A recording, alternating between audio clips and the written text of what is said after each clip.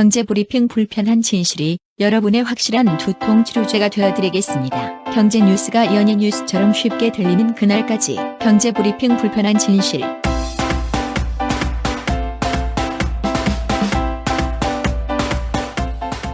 경제브리핑 불편한 진실 3월 15일 순서 시작하겠습니다. 저희가 오래간만에 여의도를 다녀왔잖아요. 네. 여의도를 가보니까 봄이 바로 성큼 눈앞에 왔다. 이게 딱 느껴지더라고요. 벚꽃이 폈나요? 아직 벚꽃은 안 폈는데 일단 봄을 가장 빨리 알아볼 수 있는 게 사람들의 옷차림이잖아. 네. 옷차림이 확실히 얇아졌어요. 유심히 보셨군요. 그걸 또 뭐 유심히 봤다고 그래. 아무튼 여성분들도 그렇고 남성분들도 그렇고 봄옷을 입으신 분들이 상당히 많더라고. 네, 그렇죠. 그래서 그런지 지금 인터넷상에도 봄과 관련된 얘기들이 많이 확산되고 있어요. 근데 제가 오늘 좀 감명 깊게 읽었던 봄과 관련된 글 여러분들한테 지금부터 읽어드릴 테니까 한번 들어보시면 좋을 것 같아요. 봄이 와서 꽃이 피는 게 아니라 꽃이 피어나 봄을 이루는 것입니다. 우리는 이 봄날에 어떤 꽃을 피울 것인지 각자 한번 살펴보십시오. 내가 어떤 꽃과 잎을 펼칠 수 있는지 살필 수 있어야 합니다. 꽃으로 피어날 씨앗을 일찍이 뿌린 적이 있었는가? 이게 누가 하신 얘기인지 아세요? 시인 아니에요? 시인보다 더 유명하신 분이에요. 법정 스님. 아, 법정 스님이 돌아가시기 전에 남겼던 말이라고 합니다. 법정 스님이 유명해지신 게 무소유라는 에세이집이잖아요. 그렇죠. 근데 그 에세이집에서 가장 회자되는 부분이 난초거든요. 법정 스님이 친구분이 난초를 선물을 하셨나 봐요. 그래서 사찰로 이제 기거하시는 곳으로 그걸 가져왔는데 얘 때문에 신경이 너무 쓰인다는 거죠. 나갈 때마다 물 줬나 햇빛은 씌워줬나 이런 거를 자꾸 확인해야 되고 걱정이 되니까 출입이 자연스럽지가 못했다는 거죠. 그러면서 스님이 무소유의 깨달음을 얻었다는 거 아닙니까? 그랬었군요. 그 난초의 꽃을 피울 때 굉장히 기뻤는데 그 꽃을 피우기까지 너무 고생을 많이 했다. 난을 소유하면서. 그러면서 이제 무소유를 주창하시게 된 거죠. 스님한테 그런 일화도 있었군요. 아무튼 법정 스님은 생전에 이런 얘기를 많이 하셨대요. 연두색 잎사귀들이 올라오는 3월을 좋아한다. 갈 때는 봄에 떠날 것이다. 이런 얘기를 하셨는데 실제로 법정 스님이 3월에 돌아가셨어. 예.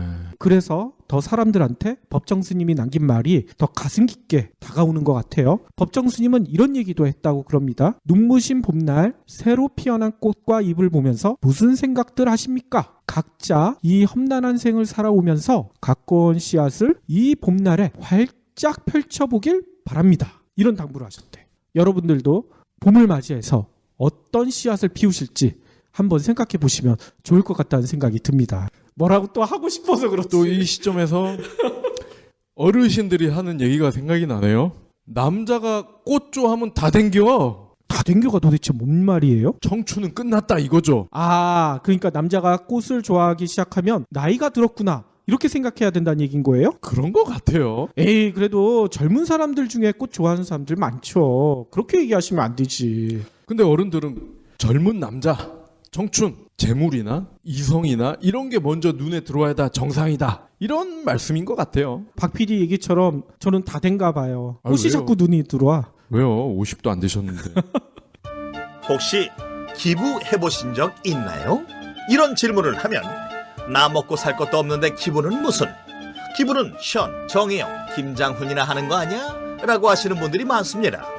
하지만 기부는 돈 많은 연예인의 전유물이 아닙니다. 무료 기부 사이트 위시플렉스에 접속하면 누구나 기부천사가 될 수 있습니다.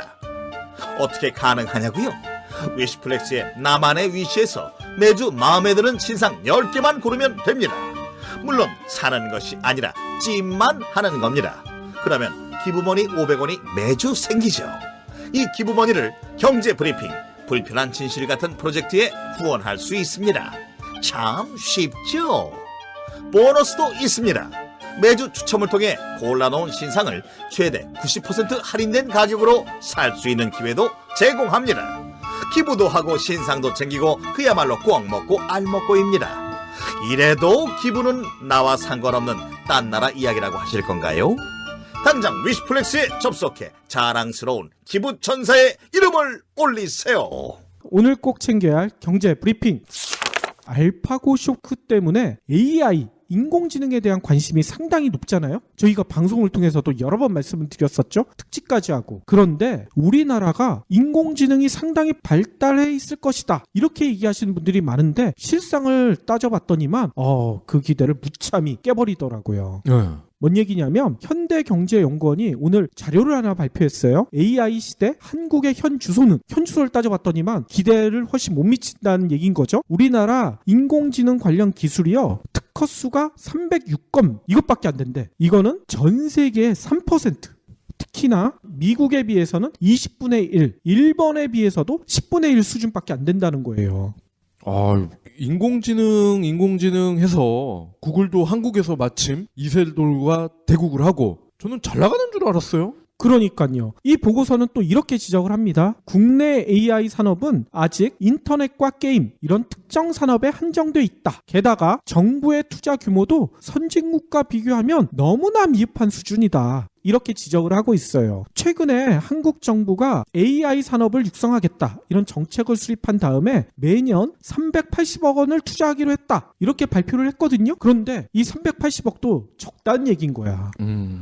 왜 적냐면 미국은 매년 AI 산업에 투자하는 돈이 30억 달러. 와우, 3조 6천억이잖아요. 그렇죠. 몇 배요, 한국에?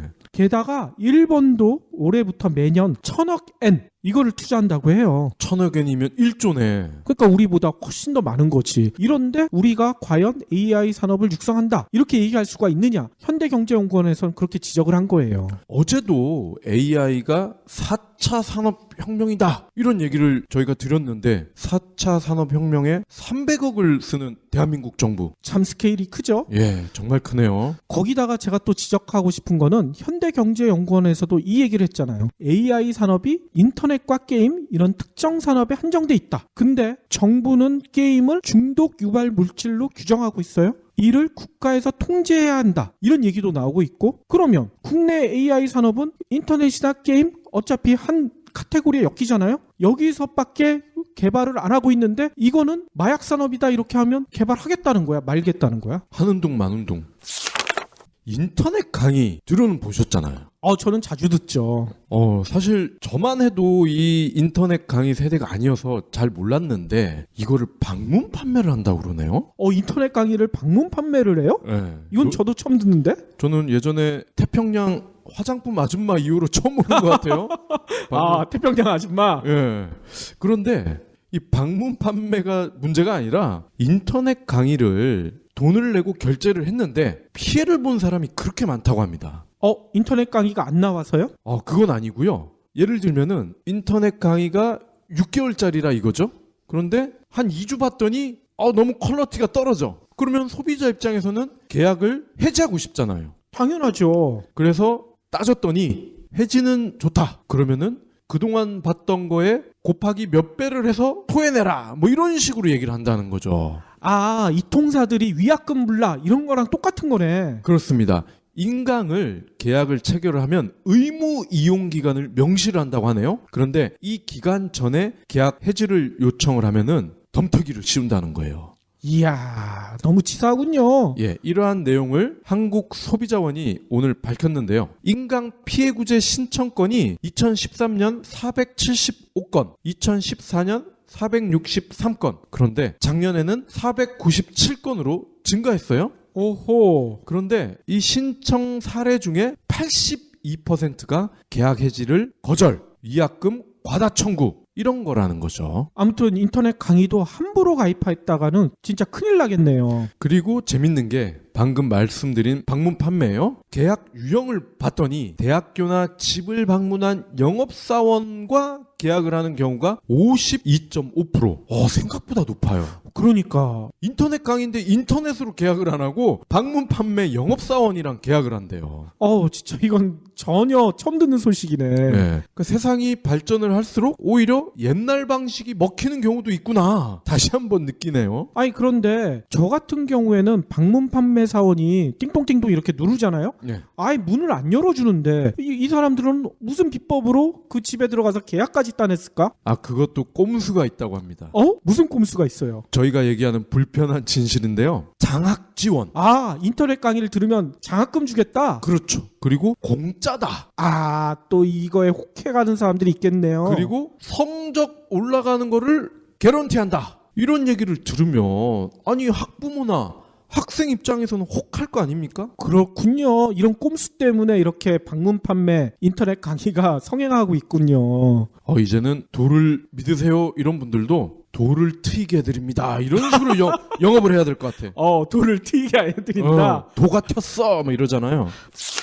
오래간만에 제가 조선일보를 봤는데요. 실은 조선일보를 직접 사서 본 건 아니고 인터넷에서. 그런데 왜 조선일보가 갑자기 이런 기사를 썼을까? 눈에 번쩍 뜨이는 기사가 하나 있었어요. 뭐냐면 조선일보가 조사를 해봤더니만 우리나라에서 대표적인 양질의 일자리로 꼽히는 20대 그룹 상장 기업의 지난해 말 고용 인원이요. 14년 만에 처음 줄어들었대. 14년이요? 네, 14년 만에. 특히 이 14년 전은 2001년이잖아요. 2001년만 해도 이때는 좀 이유가 있었어요. 감소한 이유가 뭐냐면 LG그룹 뭐 이런 일부 대기업들이 지주회사 체제로 전환을 했잖아요. 네. 그렇기 때문에 이 전환에 따른 인원 감소 이런 일시적 현상이 있었다고 조선일보는 지적을 해요. 그러니까 20대 그룹의 고용 감소는 사실상 IMF 이후에 처음이다.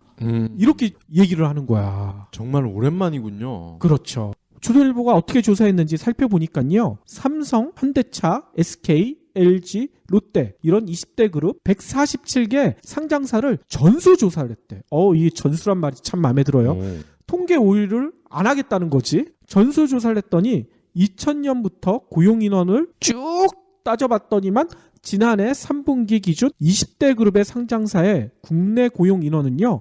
82만 7천여 명. 이거는 2014년, 재작년이죠. 재작년 말에 비해서 0.3% 감소한 거래요. 결국 대기업에서 일하고 있는 직원들이 줄었다는 거 아닙니까? 그렇죠. 아니 그러면 아까 14년 만에 처음이랬는데 재작년에도 상당히 경제가 안 좋았는데 이런 20대 그룹들이 고용을 어떻게 해왔나 이거를 따져봤더니 국내 경제 성장률이 2%에서 3%밖에 안 됐던 2011년 이후에도 매년 4만여 명씩 증가를 해왔어요. 근데 작년에 줄어든 거야. 엄청 충격적이라는 얘기인 거죠. 글로벌 불황이 한국 시장에도 여지없이 미쳤다는 얘기군요. 그렇죠. 특히나 조선일보는 이걸 강조하더라고요.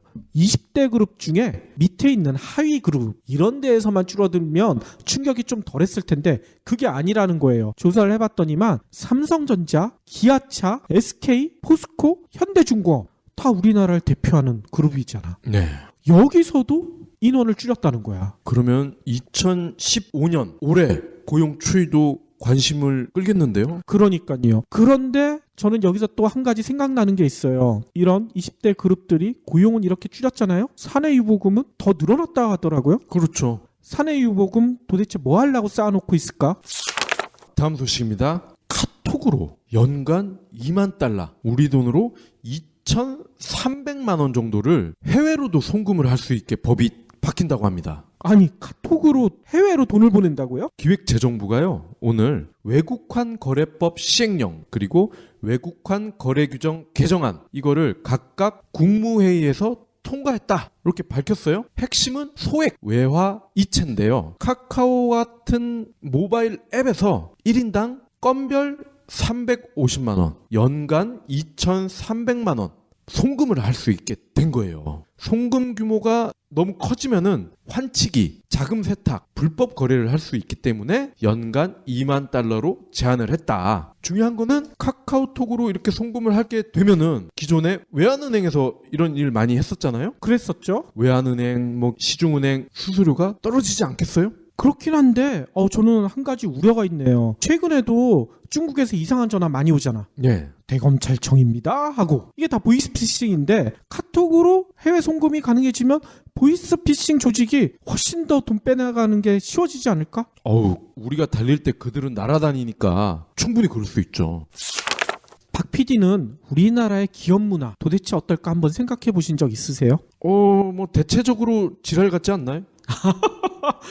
너무 직접적으로 얘기해서 맞아요. 진짜 그렇죠. 근데 왜 여기서 이걸 조사했는지 모르겠어요. 대한상공회의소라고 있죠? 이거는 기업들을 대변하는 조직인데 여기와 컨설팅 기업인 맥킨지, 이거 세계적인 컨설팅 업체죠? 두 군데가 합쳐가지고 우리나라 기업 100개사의 임직원 4만 명을 대상으로 기업 문화를 조사를 해봤대. 그래서 종합 진단 보고서를 발표를 했거든요. 근데 이 보고서 결과를 보니까 우리나라 기업 문화가 한마디로 이렇게 나타났다는 거예요. 상명하복식 업무 지시, 상습적인 야근, 비생산적인 회의, 불합리한 평가 방식, 기업 조직 건강도에 적신호가 켜졌다. 이런 결과가 나왔대. 굳이 조사 안 해도 아는 내용 아닌가요? 그러니까 대한상공회의소가 이게 궁금했나 보죠. 아무튼 여기를 조사한 내용을 좀 살펴보니까요. 100개 기업사 중에 무려 77개사가 조직 건강에 빨간불이 들어왔대요. 중견기업은요. 무려 91%. 그러니까 10개 중에 9개 회사가 조직 문화가 이제 문제가 있다는 거야. 그 문제 없는 데가 더 신기한데요? 아, 그래요? 아무튼 왜 이렇게 문제가 있느냐? 영역별로 살펴봤더니 우리나라 기업들의 가장 큰 취약점은요. 리더십, 조율과 통제, 역량, 외부 지향성 이런 게 문제가 있었대요. 특히나 조직 내 권위주의가 팽배한 분위기에다가 성과 평가, 인재 확보, 비즈니스 파트너십 이런 것도 구멍이 숭숭 뚫려 있다. 이런 진단이 나왔다고 합니다. 특히 이 보고서를 보니까요. 재미난 내용이 있어요. 국내 기업의 임원으로 재직한 외국인의 인터뷰 내용이 있거든요. 외국인 임직원이 뭐라고 했냐면 한국 기업의 임원실은 마치 엄숙한 장례식장과 같다. 불합리한 지시에도 why, no 이걸 못하고 그냥 고개만 끄덕인다는 거야. 외국인이 봤을 때는 신기할 거예요. 그러니까요. 그래서 이런 우리나라 기업 문화에 대해 이런 지적들이 있더라고요. 사회는 스마트폰, LTE급으로 발전하고 있는데 기업 문화는 피처폰급에 머물러 있다. 이런 지적이 나오고 있다고 합니다. 아유, 피처폰급도 양반이죠. 제가 볼 땐 다이얼 전화야. 그렇죠. 그런데 저는 아까 처음에 얘기 드린 대로 대한상공회의소에서 왜 이거를 조사를 했을까? 여기도 보면 대부분의 지적들이 사원들이 제대로 못하고 있다. 사원들이 기업 문화를 바꾸지 못하고 있다. 이런 지적들을 하고 있는데 사실이 그런가요? 윗물이 맑지 않는데 아랫물이 맑을 수가 있을까요? 아니 그리고 습관화된 야근이 가장 문제라고 자기네들도 지금 이렇게 보고서에 썼잖아요. 야근을 위에서 시키니까 하는 거 아니에요? 그러니까 말이에요. 그 누가 그걸 자발적으로 하나? 안녕하세요, 해리입니다. 여러분, 꼬박꼬박 내는 반값을 생각하면 집 선택은 신중해야 합니다. 360도 리얼뷰와 조건 검색, 그리고 매물도 많은 다방으로 찾으세요. 반값이 얼만데 볼 수 있는 건 다 봐야죠. 방 찾을 땐 다방. 그러면 오늘의 섹션 IT 게임 세상을 살펴볼 텐데요. 오늘은 샤오미가 위기에 빠졌다? 이런 내용으로 말씀을 해주신다고 하셨어요? 샤오미가 왜 위기에 빠졌어요? 샤오미 하면은 저렴한 브랜드 이게 생각나잖아요. 근데 제가 예전 방송에서 미밴드 한번 얘기를 했었잖아요. 네. 미밴드가 가격이 우리나라에서 직접 사더라도 2만 원도 안 돼요. 근데 얘가 보여주는 기능이 너무나 놀라워. 이건 저렴한 브랜드가 아니에요. 그래서 분위기 좋아요. 이마트, 지마켓, 옥션에서 이번에 화제가 된 미 TV2 요거는 샤오미에서 만든 디지털 TV입니다. 이거를 팔기 시작했어요. 근데 40인치 LED인데 가격이 48만 9천 원. 40인치인데 예. 근데 이마트는 1,000원 더 붙여서 49만 원. 어떻습니까? 40인치인데 49만 원이다. 땡기지. 비교적 저렴하다고 볼 수가 있죠? 비교적이 아니라 많이 저렴한데요? 그런데 결과가 어땠을까요? 잘 안 팔렸나 보죠? 기대 이하입니다. 지금 출시가 된 지 약 일주일이 됐어요. 근데 지마켓, 옥션 다 합쳐서 50대도 안 나간 거야. 왜 이렇게 안 팔렸을까요? 그런데 이 시점에서 제가 다나와라고 가격 비교 사이트 있잖아요. 유명하죠. 예, 여기에서 혹시나 하고 삼성 TV를 한번 검색을 해봤습니다. 그런데 43인치 LED가 있어요. 가격이 51만 8천 원. 아니, 샤오미랑 별로 차이가 안 나네? 2만 원 조금 더 되죠? 거기다가 인치도 3인치가 더 커요. 그럼 인치를 비교했을 때 가격은 제가 볼 때는 거의 비슷하다. 이렇게 보면 될 것 같아. 아니, 샤오미면 무조건 가성비가 뛰어나다고 생각했었는데 그것도 아니네? 그러니까요. 혹시나 해서 LG 것도 제가 찾아봤더니 LG도 비슷한 크기에 비슷한 가격의 TV가 있더라고요. 안 팔린 이유가 있었군요. 자, 그러면 스마트폰, 이 샤오미의 간판 모델들 아닙니까? 그렇죠. 얼마나 샤오미가 팔렸나? 제가 작년 거를 살펴봤어요. 그랬는데 작년에 샤오미가 1억대를 돌파하겠다 이렇게 자신만만해 했었단 말이죠. 그런데 7,200만 대, 그러니까 계획보다는 2,800만 대를 덜 팔은 거야. 오호, 왜 이렇게 안 팔렸을까 이건? 근데 재밌는 게요,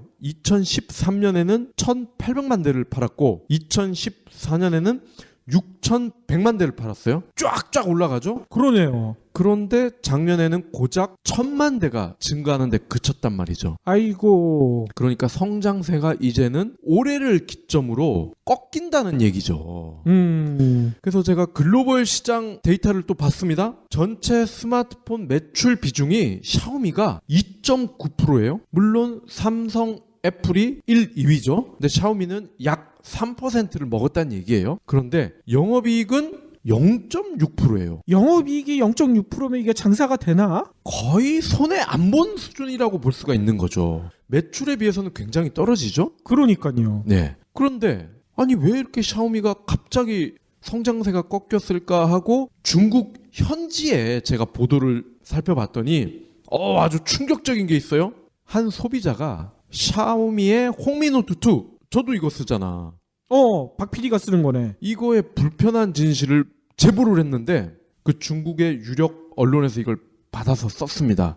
내용을 보니까요, 13만 원짜리 홍미노트2를 이 사람이 샀는데 수리비가 16만 5천 원이 나온 거야. 잠깐, 새 거는 13만 원인데 수리를 했더니 그것보다 3만 5천 원이 더 나왔다고요? 그렇습니다. 이게 말이 돼? 열받겠죠. 그러니까 이 사람이 이제 처음에는 이제 샤오미 쪽에다가 막 따졌을 거 아니에요. 샬라 이러면서 왜 3만 5천 원이 더 비싸다 해, 짜증난다 해, 이랬겠지. 그랬더니 이 샤오미의 수리 기사가 그랬대요. 메인보드가 휘어졌다. 근데 이거는 무상 수리 항목에 해당되지 않는다. 수리하려면은 875위안이 든다. 근데 문제는 메인보드를 수리를 하려고 했더니 이것 바꾸고 저것도 바꾸고 이것도 바꿔야 된다는 거야. 어허. 그러니까 메인보드를 바꾸기 위해서는 걸리적거리는 거를 다 바꿔야 된대. 그래서 결과적으로 3만 5천 원이 더 나올 수밖에 없다, 이 얘기입니다. 아니 근데 이게 상식적으로 이해가 안 가잖아요. 새 제품은 모든 게 다 조립돼가지고 영업이익이나 마진이나 운송비까지 다 포함된 가격일 텐데 수리하는 거는 그것보다 훨씬 싸야지 정상 아니에요? 그렇겠죠. 내 인건비다 해. 그런데 이 사람이 너무 열 받아가지고 이걸 제보를 한 거야. 근데 이게 일파만파 퍼지면서 중국 현지에서도 샤오미 얘들 좀 컸다고 벌써부터 이런 공감을 얻기 시작한 거죠. 그리고 샤오미 CEO 이름이 레이준입니다. 레이준. 이 레이준이 지난주에 중국에 300개의 오프라인 매장을 오픈하겠다, 이렇게 발표를 했어. 아니 지금까지는 샤오미는 온라인으로만 판매하지 않았어요? 그렇습니다. 100% 온라인이었단 말이에요. 근데 매장을 무려 300개를 내겠다고 발표를 한 거야. 이건 또 왜 이럴까? 아니 물론 중국은 땅덩어리가 넓으니까 300개는 사실 작은 수가 될 수도 있어요. 그렇죠. 큰 도시만 따져도 300개가 훨씬 네. 넘을 텐데. 뭐 우리 기준으로 이게 뭐 큰 건데, 문제는 그 전에는 안 하던 짓을 이제는 하겠다고 밝힌 겁니다. 이것도 제가 볼 때는 샤오미의 뭔가 근본적인 변화? 좋게 말하면 변화, 나쁘게 말하면 위기? 이게 이미 시작된 게 아닌가, 이렇게 보여지는 거죠. 저는 이런 우려도 있네요. 샤오미가 그동안에 저가 브랜드로 엄청 성장을 했잖아요. 근데 그 저가를 할 수 있었던 이유 중에 하나가 온라인 판매였는데 이제 오프라인에서 판매하면 가격이 올라갈 수밖에 없을 거 아니야. 그러니까요. 이 저가란 메리트도 없어지겠네. 그러니까 좀 애매하죠, 지금까지는. 그런데 오늘 월스트리트저널이 아주 의미 있는 보도를 하나 했어요. 샤오미가 스마트 자전거를 이번 주에 내놓는데요. 근데 가격이 얼마인 줄 아세요? 이것도 싸야지 정상 아니에요? 한 10만 원 하려나? 기존에 왜 샤오미에서 만든 세그웨이 아시죠? 저도 그거 하나 사고 싶은데 좀 비싸잖아요. 이게 100만 원을 훌쩍 넘잖아요. 그러니까. 되게 폼나잖아요. 근데 샤오미가 세그웨이를 인수를 했는데, 인수를 하기 직전에 나인봇이라는 짝퉁을 만들었잖아요.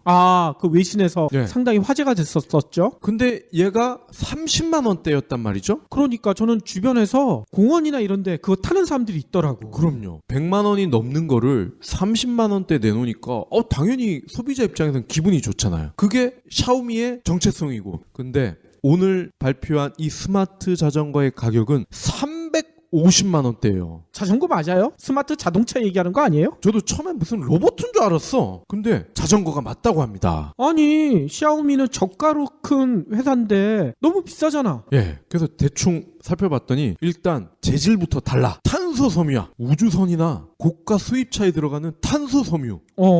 예, 거기다가 무게가 7kg 정도로 스마트 자전거 중에는 뭐 가벼운 편이라고 하네요. 여기다가 동작 감지 센서, 미터기까지 달려 있어가지고 자전거를 탄 사람의 동력까지 측정을 한다고 합니다. 그래서 치사이클, 자전거 이름도 치사이클이래요. 356만 원. 의외죠? 아니, 이런 얘기 나올 것 같은데 치사한 사이클.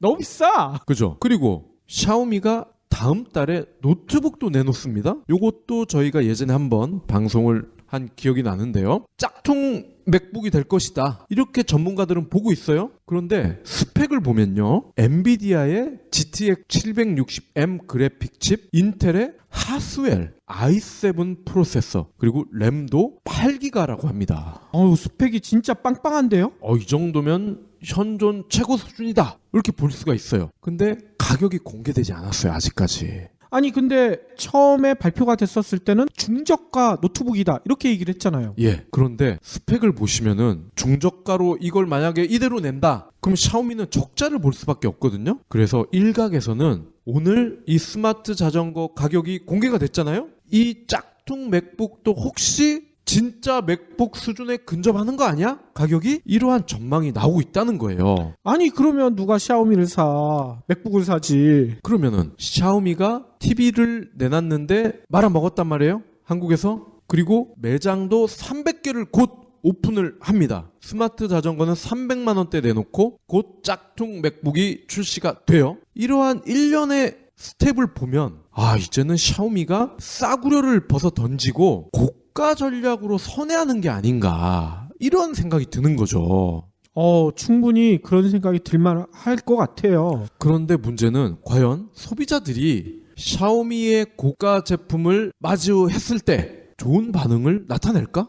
저는 거부감이 클 것 같은데요. 그죠. 미밴드도 싸니까. 그런데 가격보다는 성능이 괜찮네? 그러니까 호응을 하는 거 아닙니까? 그렇죠. 미밴드가 예를 들어 한 10만 원대다. 그거 누가 사? 2만 원도 안 되니까 사지. 예. 그래서 저는 고가 전략으로 선회하는 것이 샤오미의 첫 위기가 왔다는 징조 아닐까. 그럴 것 같아요. 예. 그리고 음모론을 하나 내보자면은 혹시 샤오미가 저는 지금까지 해왔던 일련의 플레이가 연극이었어. 뭔 연구? 그러니까 스마트폰을 10만 원짜리, 또 공기청정기, 미밴드, 체중계 이런 거를 저렴하게 내놨었잖아요. 이거는 제가 볼 때는 그동안은 일종의 광고였다. 소비자들한테 브랜드를 알리고 시장을 장악한 다음에 나중에 가격을 올리겠다, 이런 목표가 있었다는 거죠. 그렇죠. 지금까지의 상품은 미끼, 그리고 인지도를 넓히기 위한 광고였다. 궁극의 샤오미의 목표는 고가의 가전일 수도 있다. 충분히 그럴 수 있겠네. 네. 그러면 박 PD는 지금 쓰고 있는 샤오미 홍미2 어떻게 할 거예요? 저는 이 가격으로 4탄, 5탄 계속 나오면 쓸 용의가 있지만 얘가 갑자기 40만 원, 50만 원 한다? 안 사죠. 왜 사? 그렇죠. 벌써 저한테 불평불만 털어놓더구만. 네. 전화번호가 갑자기 지워진다고 저한테 전화번호 알려달라고 몇 번이나 얘기하고 말이야. 전화번호가 막 지워져. 세상의 힘으로 막을 수 없는 전쟁이 시작된다. RPG2의 무기, 이제 드래곤이 무기다.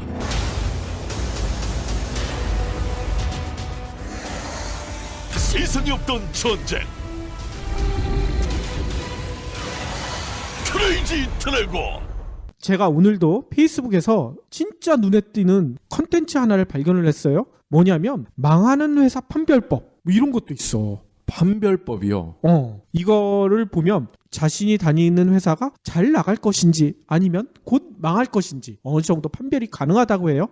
좋습니다. 이거를 누가 만들었냐 하면요. 유정식 기업 컨설턴트가 만드셨거든요. 이분이 기업 컨설팅 분야에서 상당히 오래 일을 하셨고 그 경험을 바탕으로 책도 여러 권 쓰셨더라고요. 최근에 나온 책을 살펴봤더니만요. 당신들은 늘 착각 속에 산다. 뭐 이런 책도 있어요. 아직 읽어보진 않았지만 제목이 상당히 끌리는 것 같아요. 예. 아무튼 유 컨설턴트가 얘기했던 망하는 회사 판별법 20가지로 돼 있습니다. 빠르게 읽어드릴 테니까요. 여러분들도 다니고 있는 회사 이게 해당되는지 해당되지 않는지 빨리 판별해 보시길 바라겠습니다. 일단 첫 번째, 절차를 바꾸기 위한 절차가 만들어진다. 설명이 이렇게 붙어 있어요. 할 일이 떨어졌다는 뜻이다. 두 번째, 임원회의에서 CEO만 말을 한다.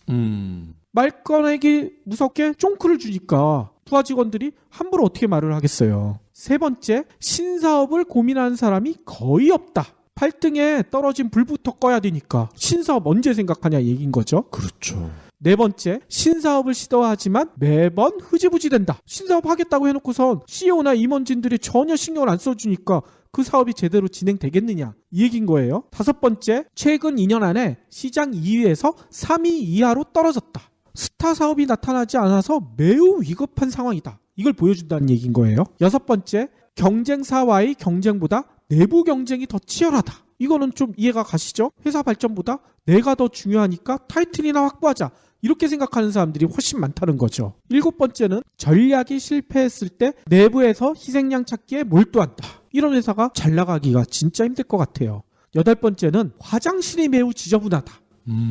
이거에 대한 설명은 이렇게 붙어 있어요. 회사에 애정이 없으니까 화장실도 지저분하게 쓰는 직원들이 많다는 거예요. 아홉 번째는 CEO가 바뀌면 문제가 대번 해결될 것이라고 믿는다. 오너가 바뀌지 않고 CEO만 바뀐다고 회사가 달라질 수가 있겠느냐. 이런 지적인 거죠. 열 번째, 유학 가겠다며 그만두는 신입사원이 많아진다. 그런데 이 신입사원들은 얼마 후에 보면 타사, 특히 경쟁사에 있다. 이 얘기인 거죠. 유학도 있고 몸이 좀 아프다. 그렇지. 아픈 사람이 참 많죠. 11번째. 이것도 참 의미심장한 것 같아요. 이것저것 잘 자란 포상제도가 많아진다. 이건 좋은 얘기인 것 같은데 이 유컨설턴트는 이렇게 설명을 하더라고요. 백약이 무효라는 증거다. 포상제도 이렇게 만들어놔봤자 직원들 열정 살아나지 않는다는 얘기인 거예요.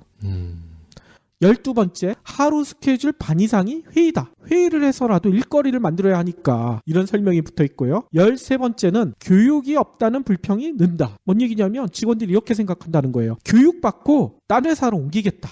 이렇게 생각하는 사람들이 늘어난다는 거지. 14번째, 바로 옆에 있는데 메신저로 대화하는 사람이 많다. 이것도 좀 이해가 가시죠? 안 좋은 얘기를 해야 되니까. 그렇죠. 서로 얼굴 마주보는 것 자체가 또 피곤하다는 얘기인 거예요. 15번째는 아이디어를 내면 다른 회사도 그렇게 하나? 이렇게 물어보는 상사들이 있다. 이것도 이해가 가시죠? 네. 이런 회사가 잘 될 리가 만무하죠? 16번째는 팀장이 난 그럴 권한이 없어. 이런 말을 자주 한다. 팀장한테 권한이 없고 모든 게 오너 아니면 CEO가 다 전횡을 휘두른다는 거야. 이러니 이런 조직이 잘 나갈 리가 없겠죠? 17번째. 이것도 유심히 보셔야 될 것 같아요. 흡연실에 꽁초 양이 많아진다. 이거야. 직원들이 너무 괴롭고 아니면 일이 없어서 너무 심심하고 담배만 핀다는 얘기인 거죠. 18번째, 보고서가 두꺼워진다. 위에 임원들이나 결정권자들이 내용은 보지 않고 형식만 본다. 그러니까 두꺼워진다는 얘기인 거야. 네. 19번째는 회의를 할 때나 보고를 할 때 팔짱 끼는 사람들이 많다. 사람들이 심리적으로 팔짱을 낀다는 거는 상대방한테 대한 경계심을 나타내는 거거든요. 네. 특히 윗사람들은 할 테면 한번 해봐. 난 듣기 싫어. 이런 심리가 깔려있다는 얘기들이 많아요. 20번째. 이게 제일 재밌어요. CEO가 자리를 비우면 사람들이 활기차진다. 그건 극히 공감이 돼요. 그렇죠. CEO뿐만이 아니잖아. 부서장만 없어져도 직원들이 막 만세 부르고 그러는 데들도 있더라고요. 시간이 너무 잘 가죠, 그날은. 그렇죠. 아무튼 지금까지 20가지 판별법 알려드렸는데요. 이 유컨설턴트에 의하면 이 20가지 중에 15개 이상이면 매우 위험하다. 이렇게 얘기를 하시더라고. 이게 물론 15개 넘었다고 무조건 회사를 떠나라는 말씀은 아니고요. 그만큼 회사에 문제가 있을 수도 있으니 미리미리 한번 대비해보자. 이런 차원에서 말씀드린 거니까요. 너무 심각하게 받아들이진 않으셔야 할 것 같습니다. 제가 이 PD님이 20가지를 얘기를 할 때 예전 우리 다니던 회사를 비교를 해봤어. 야, 어떻게 20개가 다 맞아? 아예 하나도 안 빠져요? 어. 아 그래서 우리가 회사를 떠났잖아. 어.